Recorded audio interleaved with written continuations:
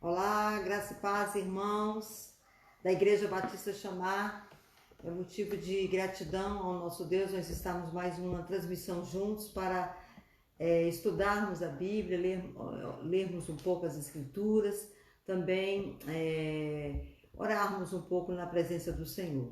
Desde domingo que eu não estou bem de saúde, eu tenho estado com crise de labirintite, tenho ficado mais quieta e Deus sabe que eu tenho me esforçado para melhorar, mas até agora eu não estou plenamente funcional. Mas eu creio que logo, logo eu estarei bem em nome de Jesus. Vamos então invocar a presença do Senhor sobre nossas vidas, sobre tudo que acontecerá aqui.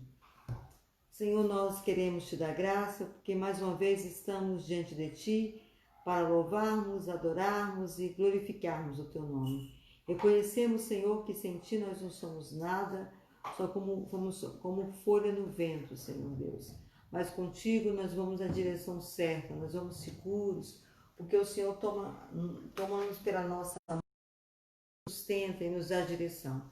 Eu peço, Senhor, que tu abençoes tudo que acontecerá de agora em diante nesse tempo de quarta da palavra, que seja um momento, Senhor Deus, de ensino da tua palavra, que seja um momento de alegria, que seja um momento da tua presença, Senhor Deus. Eu te dou graças e invoco o teu nome sobre que tudo que acontecerá aqui, que seja para o louvor do nome de Jesus. Amém. Abra a palavra comigo em Filipenses, capítulo 4, versículo número 11 ao 14. Filipenses 4, 11 ao 14, diz essa palavra. Digo-vos isso, não por causa da pobreza, porque aprendi a viver contente em toda e qualquer situação. Tanto ser estar humilhado, como também ser honrado, de tudo e em todas as coisas já tenho experiência, tanto de fartura como de fome, assim como de abundância, como de escassez. Tudo posso naquele que me fortalece. Todavia, fizeste bem associando-vos na minha tribulação. Hoje nós vamos dar continuidade ao estudo do Sermão da Montanha. Nós estaremos dando continuidade, nós vamos hoje meditar em 3 versículos. E eu fiquei pensando num texto que podia ser apropriado para nós estarmos compartilhando no início dessa palavra. E eu queria perguntar uma coisa a você, e isso deve nortear a nossa vivência da nossa fé em Jesus Cristo. Qual é a sua expectativa com Jesus? Quando você o abraçou como seu único e suficiente Salvador na sua vida, qual foi a expectativa que estava no seu coração? O que foi que nutriu o seu coração para você abraçar Jesus?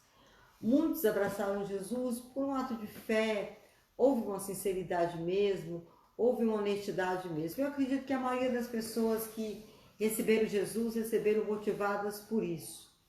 Mas ao tempo, as pessoas vão esfriando, vão perdendo, parece que a liga, e aí lá pelo meio, indo por fim, a pessoa desiste de caminhar. É como se a pessoa ficasse decepcionada com Jesus. E eu acredito que nós precisamos fazer uma leitura do Evangelho, uma leitura mais consequente, uma leitura mais realista, para que nós evitemos essas frustrações ao longo da nossa caminhada cristã. Porque Paulo está dizendo aqui, a partir do versículo 11, que ele aprendeu a viver contente em toda e qualquer situação. Então, ele aprendeu a arte de viver contente. Então, ele sabia estar humilhado, 12, sabia estar honrado, ele tinha aprendido, tinha experiência tanto de ter fartura como de fome, tanto de ter abundância como de escassez. Então, Paulo, ao longo da sua vida como apóstolo do Senhor, ele aprendeu todas essas coisas, de estar, de fato, na vivência. Mas hoje em dia, com esse evangelho da prosperidade, o crente não pode passar por lutas, o crente não pode passar por dificuldades. É como se Deus se esquecesse dele, e a gente sabe que é um braço do evangelho também nós passarmos por situações mais complexas, passarmos por situações difíceis, circunstâncias difíceis. E Paulo falou assim, olha, eu aprendi, eu estou habilitado para ensinar as pessoas. Quando ele fala no versículo 13, tudo posso daquele que me fortalece, ele vai, no seu contexto, dizer quais eram as coisas que ele tinha passado para ele bradar dessa forma diante de Deus, né? Então, irmãos, hoje eu vou falar sobre perseguição e eu acho que é muito importante que nós pensemos acerca disso. Qual a nossa expectativa? Eu quero dizer para você que a minha expectativa com relação a Jesus, ela foi muito maior do que eu pensava. Jesus, ele superou todas as minhas expectativas, porque ele se manifestou de fato como Deus que estava comigo, como Deus que presenciou toda a minha história. E eu exalto o nome do Senhor por isso. Ele esteve comigo em todas as circunstâncias, nas circunstâncias boas, nas circunstâncias não muito boas, mas ele estava comigo, ele era meu fiel amigo, como ele é até o dia de hoje. Quando eu estou bem de saúde, glória a Jesus. Quando eu não estou bem de saúde, glória a Jesus, porque o Senhor está conosco todos os dias. Ele prometeu que estaria conosco a todos os dias até a consumação dos séculos. E aí Paulo vai falar assim, no versículo 14, todavia fizeste bem associando-me à minha tribulação. É importante, Paulo está fazendo um elogio aqui à igreja de Filipe.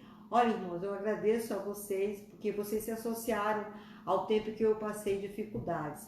E nós conhecemos um bom amigo, uma pessoa que é amigo nosso, de fato, é um tempo difícil. Na casa da fartura, todo mundo é amigo, mas na casa da escassez são poucos amigos que batem na porta. Então, com essas palavras, eu quero dizer a você que você é bem-vindo para essa quarta da palavra, para juntos meditarmos nas Escrituras, para juntos pensarmos acerca da Bíblia e juntos sermos alimentados,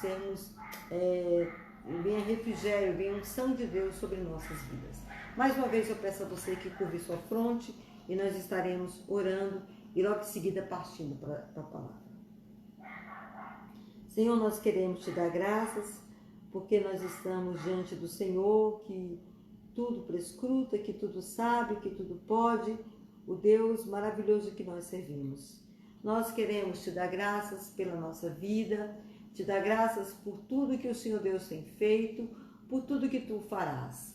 E eu oro, Senhor Deus, para que tu amplies os horizontes da minha mente, do meu coração, para compreendermos de fato, Senhor Deus, a grandeza de que é te servir, a grandeza de que é estar diante de ti. Muito obrigada, Senhor Deus, por tudo que o Senhor Deus tem falado já nesse momento. Nós devemos nos alegrar, não só, Senhor Deus, pela abundância, mas pela escassez. Não só de estarmos honrados, mas estarmos humilhados. Ensina-nos a entender essas coisas na nossa vida cristã.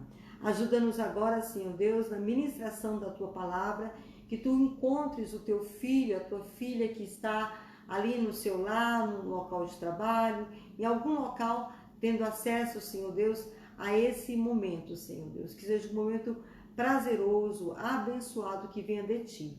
E que Teu Espírito Santo nos assista e nos dê, Senhor Deus, a Tua graça. Eu te bendigo e eu te exalto no nome de Jesus. Amém. Tem muita gente, Diogo? Só que eu... Ok, vamos lá então. Mateus, capítulo 5. Mateus, capítulo 5, que diz assim, a partir do versículo 10, observe.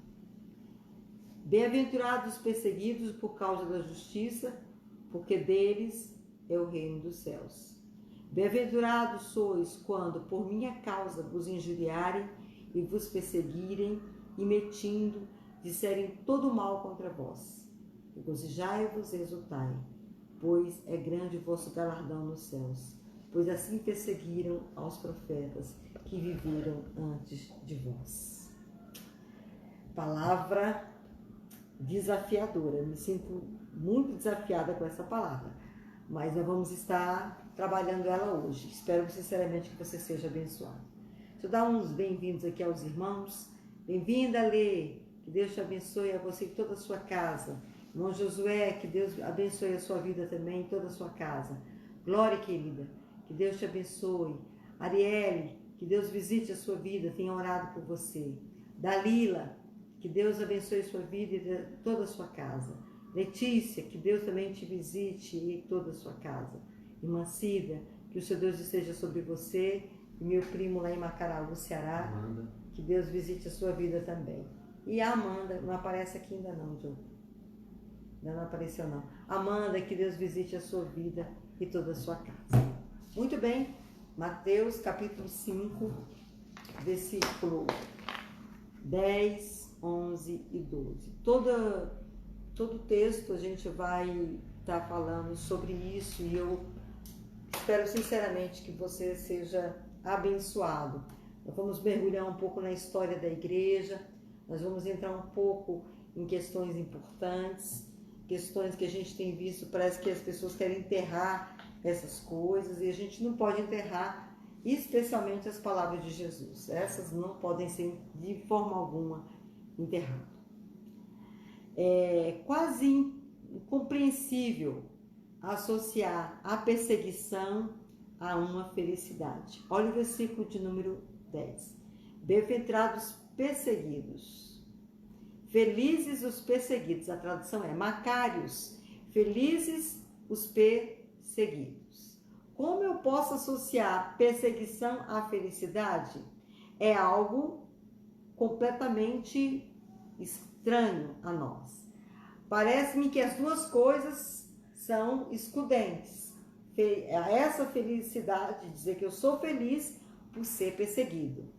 Se eu olhar para esse texto com o olhar que eu tenho hoje, o olhar do conhecimento que eu tenho hoje, é um texto completamente absurdo.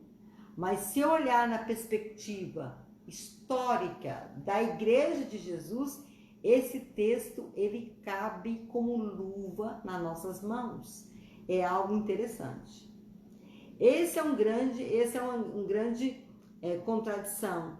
Mas Jesus termina as bem-aventuranças dizendo que a maior felicidade que um cristão pode ter, que um discípulo seu pode ter, está ligado a ser perseguido. Então, é algo de nós estarmos pensando muito. E aí, a gente vai entender um pouco o que é essa perseguição. A nossa fé deve custar para nós lágrimas de arrependimento e muito sangue. Se o evangelho chegou até nós, eu não sei se te contaram, foi graças a homens e mulheres corajosos. Foi graças ao martírio de muitos irmãos e irmãs que trouxeram ao longo dos séculos essa palavra. A cruz vem antes da coroa. Se espera que você seja coroado, eu também aguardo ser coroada. Mas antes de você receber a coroa, você vai usar a cruz. O deserto precede a terra prometida. Para você chegar à terra prometida, primeiro você passa pelo deserto. O sofrimento precede a glória. Quem é que estabeleceu isso? Foi Deus. Então, antes da coroa tem a cruz. Antes da terra prometida, que é o céu, a Nova Jerusalém, tem o deserto. Antes de você ser coroado, receber a glória, você passa pelo sofrimento. Importa-nos entrar no reino de Deus por meio de muitas tribulações.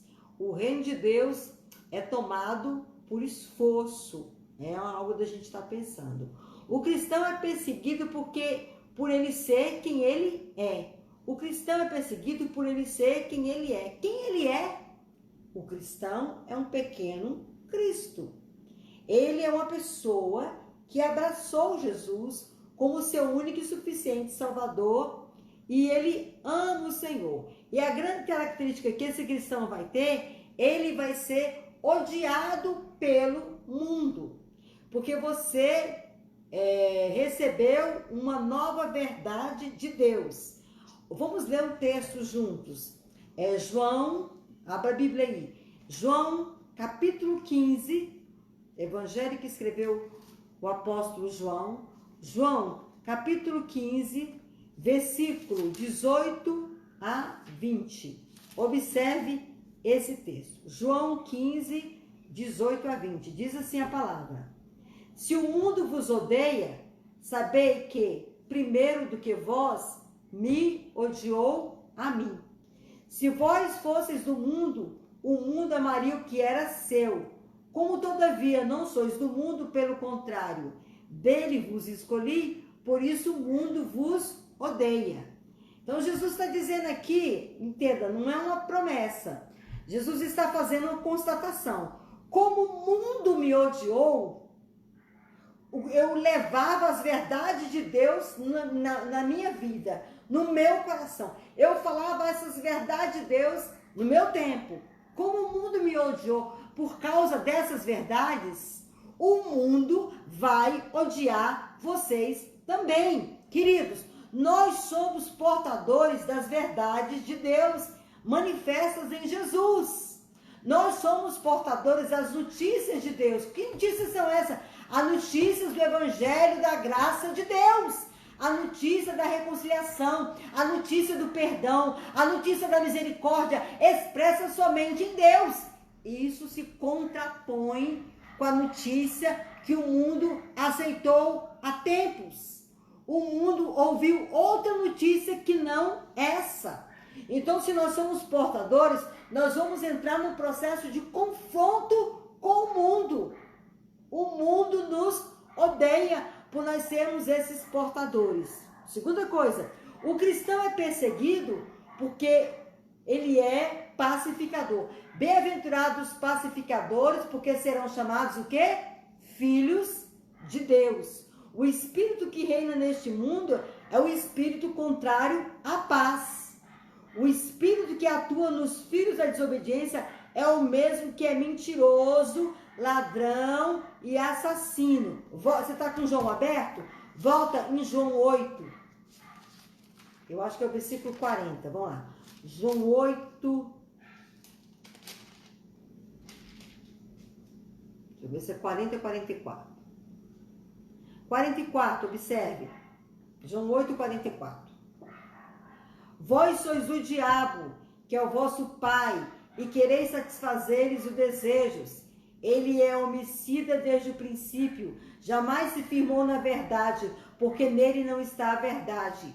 Quando ele profere mentira, fala do que lhe é próprio, porque ele é mentiroso e o pai da mentira. Então, veja só, há duas mensagens antagônicas no mundo.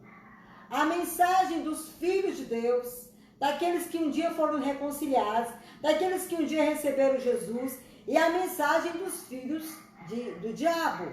Essas duas mensagens se contrapõem.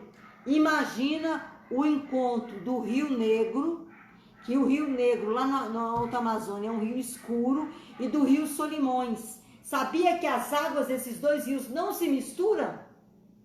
Assim é o crente e os filhos de Deus, filhos da luz e os filhos das trevas. São águas que não se misturam. Lembra que eu vou falar para você? Água e óleo. As verdades que estão em nós não se misturam com as coisas postas neste mundo. Entenda isso. Você tem que entender isso para que você possa entender de fato a questão de ser perseguido. Muito bem. A natureza da perseguição. O mundo ataca sua vida e sua honra. O mundo fere com armas e com a sua língua. Procure então destruir sua vida e sua dignidade. Então, quando vem a perseguição, é para destruir a sua honra, destruir a sua vida, destruir a sua dignidade. Quando fala honra, está falando de dignidade. Então, só, A perseguição da mão, versículo 10, observe, volte lá para Mateus. Mateus 5, versículo 10. Bem-aventurados os perseguidos por causa da justiça, porque deles é o reino do céu. Ao longo dos séculos, a igreja tem sofrido perseguição. Os crentes foram perseguidos em todos os lugares, em todos os tempos. Olha o texto, 2 Timóteo 3,12. Todo aquele que quiser viver piedosamente em Cristo será perseguido. Então é uma marca do verdadeiro cristão. Qual é a marca do verdadeiro cristão? Ele vai ser perseguido. Observe outro texto. Depois, é Atos 14, 22. Depois de haver sido pedrejado em Lícia, Paulo encorajou os novos crentes, disse-lhes: através de muitas tribulações, nos importa entrar no reino de Deus. Paulo era recém-convertido, mas ele já tinha compreendido o ABC do cristão. Então, no ABC do cristão, estava colocada uma palavra chamada perseguição. O crente seria perseguido. E o crente, eu vou falar de novo, o crente, ele é perseguido porque ele é portador de uma mensagem, ele é portador de uma notícia diferente do que é corrente no mundo. No mundo se tolera politeísmo, no mundo se tolera o pecado, no mundo se tolera o vício, no mundo se tolera tudo. Quem está em Cristo Jesus já não pode ser assim, tem que ser nova criatura, aleluia. Então Paulo fala aos Filipenses, outro texto importante, Filipenses 1, 29, ele disse o seguinte: porque vos foi concedida a graça de padecerdes por Cristo e não somente de crer nele. Então quando nós recebemos Jesus, nós recebemos também essa capacidade de crer no Senhor. Então está no pacote da fé cristã, está nesse pacote uma coisa chamada perseguição. Nós temos que estar preparados para isso. O cristão é atacado não apenas pela oposição, pela espada do mundo, mas também pela língua dos ímpios. A língua é como fogo e como veneno. Ela é como uma espada desembainhada. Salmo 55, versículo 21. Vai lá na Bíblia. Salmos 55, observe.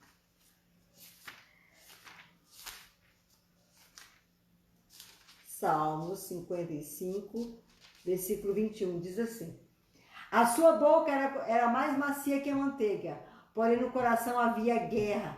As suas palavras eram mais brandas que o azeite, contudo eram espadas desembainhadas. Tem gente que não ataca a gente nem na maciez da banha, mas ele está ali te ofendendo, ele está ali te atacando, ele está ali te fustigando.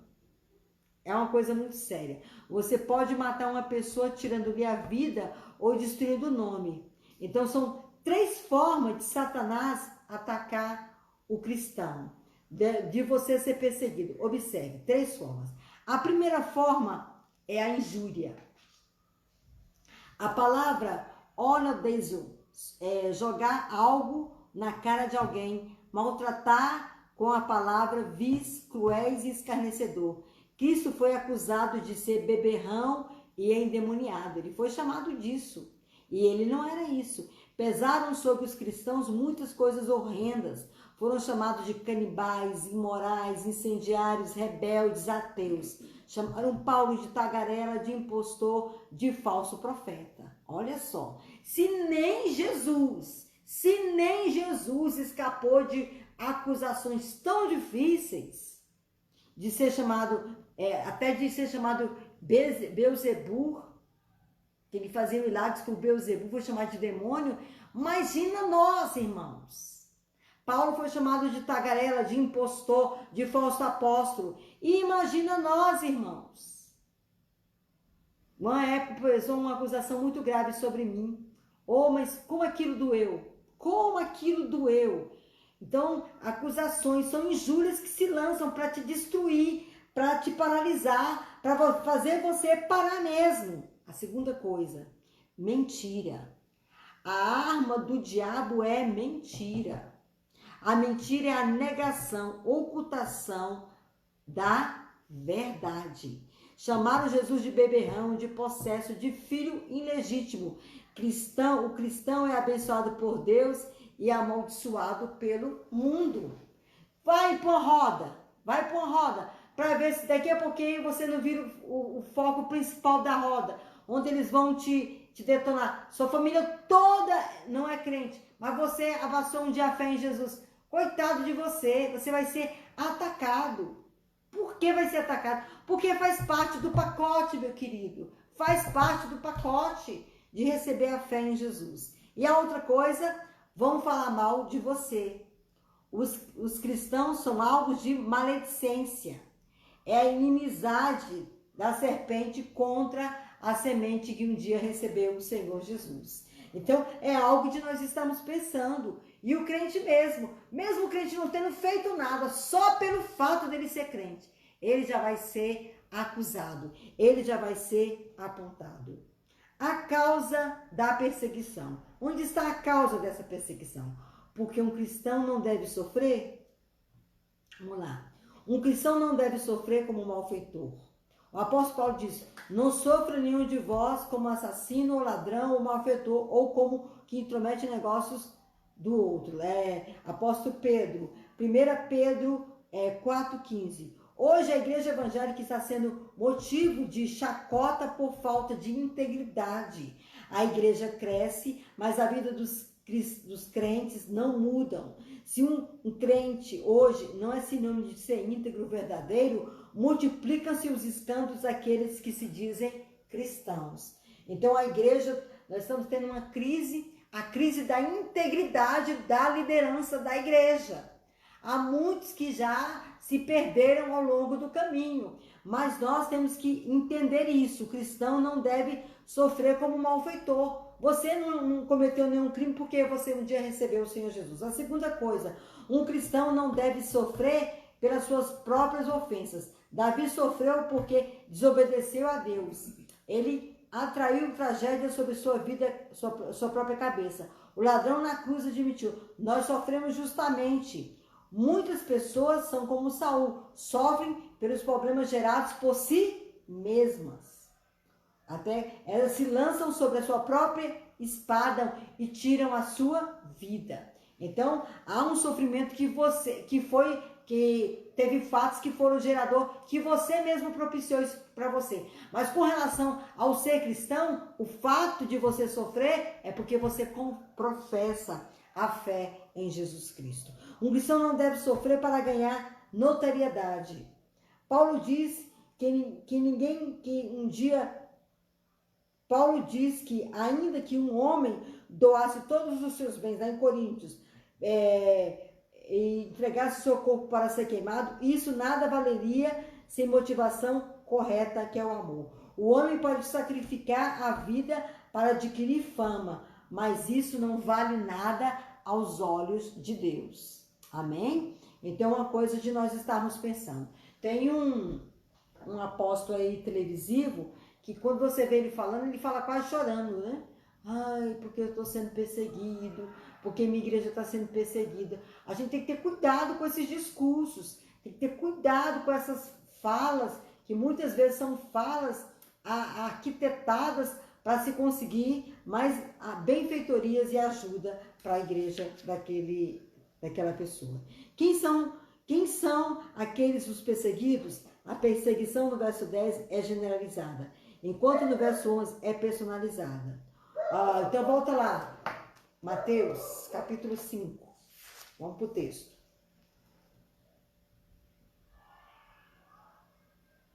Observe. Olha no 5. Bem-aventurados perseguidos por causa da justiça. Então todos serão perseguidos por causa da justiça do reino de Deus. Agora no versículo 11. Bem-aventurados vós sois quando por minha causa, pela causa do evangelho, perseguirem e mentirem. Então, nós seremos perseguidos por nós sermos cidadãos do reino, vão apontar para nós, mas por nós também sermos portadores. Então, quem são mesmo descrito no verso 3 a 9? Quais são os descritos no verso de 3 a 9? Bem-aventurados humildes, Bem-aventurados os que choram, bem-aventurados os mansos, bem-aventurados os que têm fome e sede de justiça, bem-aventurados os misericordiosos, bem-aventurados os limpos de coração, bem-aventurados os pacificadores. Olha assim, a classe de pessoas. E que classe é essa? Somos nós. Nós que um dia abraçamos a fé em nosso Senhor Jesus Cristo. Vamos daqui. Muito bem. Então, é algo de nós estarmos aqui avaliando, ponderando em nosso coração. Muito bem, vamos adiante, vamos seguir. Abre lá em 2 Timóteo 3,12. Observe. 2 Timóteo 3,12. Todo aquele que quiser viver piedosamente em Cristo será perseguido. Olha o que eu vou dizer para você. André, irmão de Pedro, foi amarrado na cruz para ter morte lenta. Pedro ficou preso 9 meses e depois foi crucificado de cabeça para baixo. Paulo foi decapitado por Nero. Tiago foi passado ao fio da espada. Mateus, Bartolomeu e Tomé foram martirizados. João foi deportado para a ilha de Patmos, onde ele escreveu o livro de Apocalipse, que é notório a importância desse livro profético para a igreja. Os apóstolos se consideravam como lixos do mundo e escória de todos. Hoje os cristãos, os crentes, querem ser estrelas, né, irmãos? Convém que ele cresça e que eu diminua. Estamos fabricando celebridades tão rápido como o mundo. Hoje os cristãos gostam do sucesso, das coisas espetaculares. Hoje as pessoas apresentariam Paulo assim. Olha que interessante.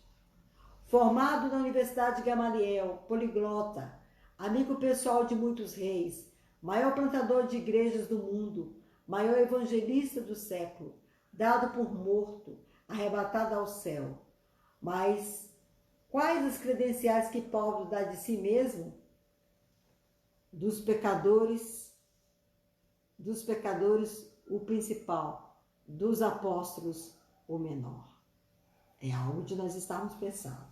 Abra lá para você ver em 2 Coríntios, as credenciais que Paulo fala de si mesmo. 2 Coríntios, capítulo 12. 2 Coríntios 12, 23 a 27.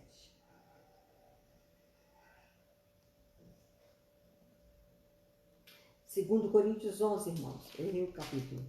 2 Coríntios 11, 23 a 27. Observe. Sou ministro de Cristo? Falo como fora de mim, eu ainda mais. Em trabalhos, muito mais em prisões, em açoites sem medida, em perigo de morte muitas vezes. 5 vezes recebi dos judeus uma quarentena de açoites menos um. Fui 3 vezes fustigado com varas, uma vez apedrejado, em naufrágios 3 vezes, uma noite e um dia passei na voragem do mar. Em jornada muitas vezes, em perigo de rios, em perigo de salteadores, em perigo de patrícios, em perigo entre gentios, em perigo de cidade, em perigos no deserto, em perigos no mar, em perigo entre falsos irmãos. Em trabalhos e fadigas e vigílias muitas vezes, em fome e sede, em jejuns muitas vezes, em frio e em nudez. Que currículo, hein? É de nós nos envergonharmos, hein? Que grande homem. Grande homem, o apóstolo Paulo. Grande homem. Ele não se deixou seduzir pelo poder, pela sua sabedoria, pela sua inteligência. Não.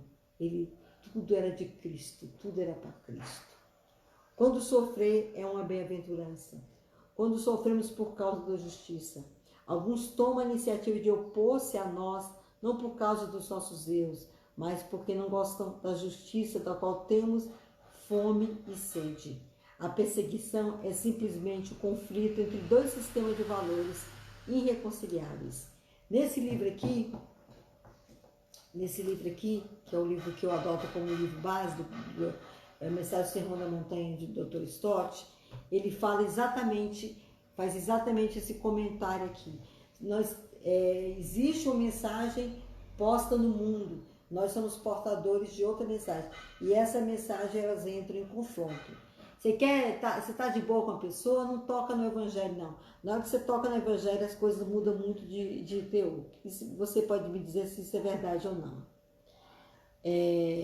Sofrer pelo erro não é bem-aventurança, mas a vergonha e derrota. Sofrer pelo erro é punição e castigo, e não felicidade. Sofrer porque eu fui flagrado no erro não é ser bem-aventurado. Amém? Então o aluno também que foi flagrado na prova não é bem-aventurado porque ele estava roubando. O funcionário não é feliz ao ser mandado embora por negligência. Um cristão não é feliz ao ser perseguido por ter violado a lei de Deus. Os cristãos sofriam financeiramente, não por ter participado dos sindicatos comerciais que tinham suas divindades padroeiras. Os cristãos sofriam porque quando se convertiam eram desprezados por membros da sua própria família. Não sei qual foi o ano, se tem quase 10 anos ou menos, eu não lembro agora. Eu falei algumas vezes na igreja daquelas romarias que o frei, como é que é o nome daquele frei? Um frei bem pequenininho lá do Nordeste, que ele fazia em algumas cidades. Ele privilegiava cidades onde estavam se convertendo crentes. Esse frei, ele viveu muitos anos. E ele fazia essas cruzadas e a ideia dele era perseguir evangélicos. Quando ele ia nas cidades que ele sabia que tinha casa de pastor, era muito comum no dia seguinte a casa do pastor ter tocado fogo, a casa dos cristãos ter sido saqueada. Irmãos, isso é ser perseguido. Isso acontecia muito por estímulo desse freizinho que fazia essas coisas. O cara, assim, você vê, mal falava, mas havia um discurso de ódio nele, havia um discurso de profundo ódio aos cristãos. Por quê? Porque os cristãos eram portadores dessa mensagem. Quando sofremos por causa do nosso relacionamento com Cristo, o mundo não odeia o cristão, mas odeia a justiça, odeia Cristo que está em nós. Não é a nós que o mundo odeia, mas a verdade que nós representamos. Lembra que eu falei que você é portador? O mundo está atrás de Cristo. E é ele que o mundo ainda está tentando matar. O mundo odeia Jesus e o levou à cruz. Assim, quando o mundo vê Cristo em sua vida, em suas atitudes, o mundo também odiará você. Às vezes, essa perseguição promovida pela língua não procede apenas no mundo pagão, mas nos próprios religiosos. A religião oposta torna-se o braço do anticristo. Olha só. Então, o mundo vai odiar quem é portador dessa mensagem. E a gente fala tanto para os cristãos da igreja, para os irmãos, lerem a Bíblia, terem a Bíblia como escopo, a Bíblia como mensagem central, serem portadores, fazer a diferença. A perseguição na igreja primitiva. A igreja primitiva foi implacavelmente perseguida, vocês conhecem, né? Atos capítulo 7 e 8, quando a igreja foi perseguida. O discurso de Estevão foi o primeiro mártir perseguido, depois a igreja foi dispersa por causa da perseguição lá em Jerusalém, e foi algo terrível. Mas Deus usou isso aí até como estratégia para a igreja crescer. Eles foram expulsos de Jerusalém, eles foram espalhados pelo mundo. Nero iniciou uma sangrenta perseguição. Alguns eram jogados aos leões, outros eram queimados na fogueira.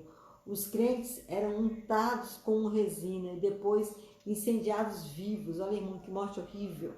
Para iluminar o jardim de Roma. Alguns crentes eram enrolados em peles de animais para os cães de caça morderem. Irmãos, misericórdia. Algo assim terrível. Os crentes eram torturados, esfolados, chumbo fundido era derramado sobre eles, placas de latão em brasas eram fixadas nas partes íntimas, mais frágeis, partes do corpo eram cortadas e assadas diante dos seus próprios olhos. Irmãos, que coisa horrível, coisa que nos dá assim, chega a me dar uma sensação muito ruim, todo esse sofrimento que nossos irmãos passaram. Mas eu tenho uma certeza no meu coração, eles estão com o Senhor, eles estão com o Senhor. Isso deve acalmar o nosso coração. Perseguições religiosas ao longo do século. Os cristãos foram perseguidos pela intolerância e inquisição religiosa.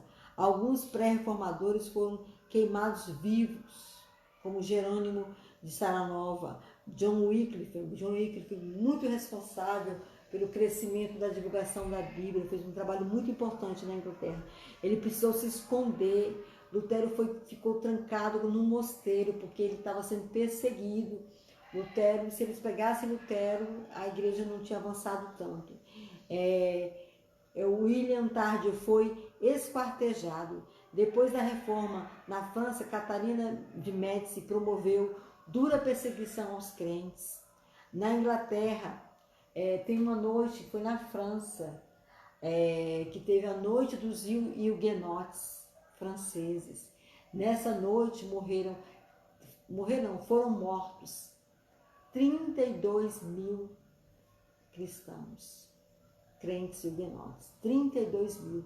E muitos não foi mais gente porque eles souberam com antecedência e fugiram dessa perseguição. Na Inglaterra, Maria Tudor levou à estaca os líderes e passou ao fio de espada milhares de crentes. O comunismo ateu e o nazismo nacionalista levou milhões de crentes ao martírio. E aí, irmãos, essa perseguição, infelizmente, ainda não chegou ao fim. Ela está presente ainda na Coreia comunista, ela está presente ainda na China, ela está presente ainda nos países hinduístas, está presente ainda nos países islâmicos. Está presente, lamentavelmente. Por quê? Porque os cristãos vão ali fazer a diferença e aí Satanás não deixa mesmo. A forma como devemos enfrentar essa perseguição, com uma profunda alegria. Parece paradoxal, não é? Parece contraditório, mas é assim que o Senhor nos ensina. Não devemos buscar a vingança como incrédulo, não ficar de mau humor como criança embirrada, nem ficar lambendo nossa própria ferida cheia de autopiedade, nem negar a dor como algo difícil, nem muito menos gostar de sofrer como masoquistas. As palavras que Jesus usa descrevem uma alegria intensa, maiúscula, superlativa, absoluta. Exultai. O que exultar significa saltar, pular, gritar de alegria. Será que isso está presente em nós, irmãos? E aí eu digo para você, somente uma vida cheia do Espírito Santo pode exultar. Por isso que a gente tem que fazer, tem que olhar para dentro de nós. Tem que olhar para dentro de nós. É alguém que pula de alegria, que exulta com alegria indivisível e cheia de glória. Por isso que nós devemos permitir que Deus nos encha da sua graça, nos encha do seu amor, que Deus nos encha da sua misericórdia. Nós devemos permitir isso. Agora, muitas outras coisas têm enchido o nosso coração e nós temos que permitir que seja o amor de Deus. É sério isso. Amém?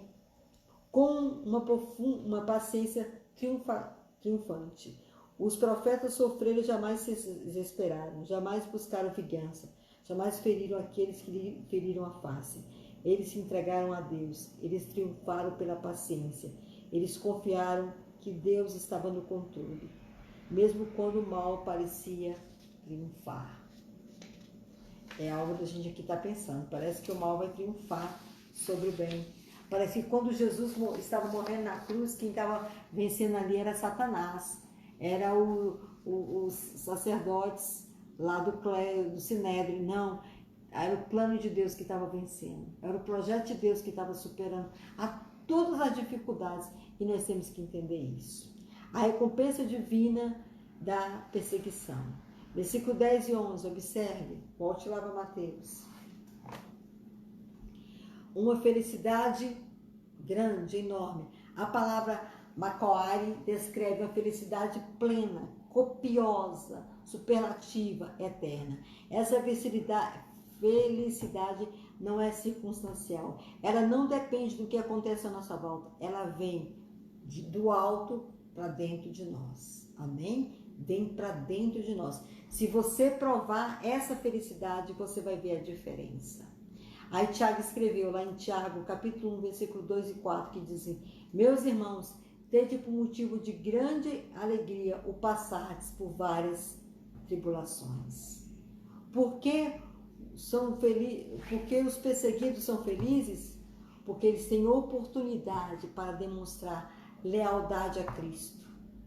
Irmãos, precisamos demonstrar lealdade a Cristo. É igual vem Satanás e nos tenta. E nós temos que manifestar lealdade a Jesus, não caindo, não pecando, não se deixando vencer pelo pecado. É algo de nós estarmos aqui, sim, pensando.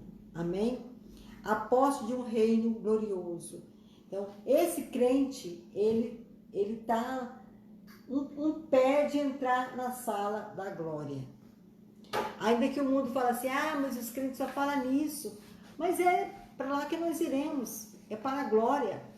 É para lá que nós iremos. A noiva vai também para um momento alegre com o seu noivo, momento de júbilo. Assim também a noiva de Jesus vai ter esse momento, as bodas gloriosas para aqueles que perseveraram, para aqueles que venceram. Os perseguidos por causa da justiça recebem o reino dos céus. Aqui eles podem perder os bens, o nome, a vida, mas eles recebem o reino eterno, glorioso para sempre. Os sofrimentos do tempo presente não hão de ser comparados com a glória que nos está para ser revelada. Romanos 8:18. Pode checar lá na sua Bíblia. A certeza de que a recompensa final não está nessa vida. Irmãos, Paulo fala, se nós desejarmos só estar nessa vida, se nós não acreditarmos na ressurreição, for só nessa vida, nós somos os mais miseráveis dos homens. É mesmo. Então a gente tem que transcender. Temos que transcender esse ambiente aqui e pensar, não, a minha recompensa está além daqui, está no Senhor. Amém? A certeza que a recompensa final não está nessa vida. O mundo odeia pensar no futuro. O ímpio detesta pensar na eternidade. Ele tem medo de pensar na morte, mas o cristão sabe que sua recompensa está no futuro. Ele olha para a frente e sabe que tem o céu. Sabe que tem coroa. Aleluia! Paulo, na antessala do seu martírio, disse: eu sei que o tempo da minha morte é chegada. Agora a coroa da justiça me está preparada. 2 Timóteo 4, 6-8. Paulo sabia que ele iria morrer, mas Paulo sabia que eternamente ele iria viver em Jesus Cristo. Louvado seja o seu nome. E isso, irmãos, deve ocupar o nosso coração. Isso deve trazer esperança para nós. Isso deve trazer convicção para nós. Amém? Isso não deve me apavorar. Como é que vai ser? Você vai receber do alto essa graça, esse poder, e você vai entender, você vai ter convicção. A convicção de que você é um seguidor dessa verdade bendita. Quando você estiver sendo perseguido por causa da justiça, por causa de Cristo, saiba que você não está sozinho nessa jornada, nessa situação. Atrás de você marchou um glorioso exército de profetas de Deus. A perseguição é um sinal de que você é genuíno, é um certificado da sua autenticidade em Cristo. Amém? Como é que você sabe que um produto é original? Porque ele tem um selo de originalidade. Como é que você sabe que a fé que está em você é original? É aqui, ó. É nesse teste. É o teste da perseguição. Então a gente tem que entender essas coisas. Conta-se a história de um grande teólogo do século passado, Dmitri Bonhoeffer. Acho que é esse nome. Não sou muito boa para ler. É um nome alemão. Ele foi executado no campo de concentração nazista. 3 dias antes de haver a